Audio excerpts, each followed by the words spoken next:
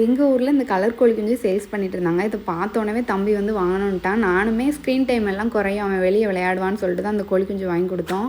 நாமளுமே சின்ன பிள்ளையில வளர்த்துருப்போம். ஆனால் தம்பி கையில் வந்து இந்த கோழி குஞ்சு மாட்டிட்டு படாத பாடு பட்டுச்சு. ஏன்னா அவன் கொஞ்சம் கூட பயப்படல. அதை பிடிச்சிட்டு அம்மா தண்ணி குடிக்க மாட்டேங்கி மம்மும் சாப்பிட மாட்டேங்குன்னு சொல்லிட்டு பாடாப்படுத்திட்டு இருந்தான். அவனை பார்த்தாலே 2வது நாள்லேயே கோழி குஞ்சு எல்லாம் தூர ஓட ஆரம்பிச்சிருச்சு. நாங்களுமே ஒரு சின்ன கூடு மாதிரி போட்டு கவத்தி வச்சுருந்தோம். அது வந்து பூனையாக என்னன்னு தெரில, கூட்டை வந்து ஓட்டை போட்டு அதில் உள்ள எல்லா குஞ்சையுமே பிடிச்சிட்டு போயிடுச்சு. சரி, நம்ம வீட்டுக்கு பின்னாடியுமே ஸ்பேஸ் அதிகமாக இருக்கிறதுனால நாட்டுக்கோழி வளர்க்கலான்னு சொல்லிட்டு பழைய சிண்டெக்ஸ் வந்து பின்னாடி ரொம்ப நாளாக அப்படியே இருந்துச்சு. அதை வந்து டோர் மாதிரி கட் பண்ணிவிட்டு நம்ம அதிலே கோழி வளர்க்கலான்னு சொல்லிட்டு தான் கட் பண்ணோம். லாஸ்ட்டு அந்த பிளான் வந்து சக்ஸஸ் ஆகலை. அந்த இது வந்து ஃபுல்லாமே மெல்லிஸாக இருந்ததுனால நம்ம அதில் கோழிக்கூடு பண்ண முடியாதுன்னு சொல்லிட்டு அதை அப்படியே எடுத்து வச்சுட்டு வேறு பிளான் பண்ணிட்டேன் அதில் ஆல்ரெடி. அதுக்கப்புறமா இந்த பழைய செங்கல் எல்லாமே நம்ம தோட்டத்தில் நிறைய இருந்துச்சு முன்னாடி வாங்கினது. அது இந்த ஓடு எல்லாமே பழைசு தான். சிமெண்ட் மட்டும் வாங்கிட்டு கோழிக்கூடு கட்டியாச்சு. நெக்ஸ்ட் விலாகில் பார்க்கலாம்.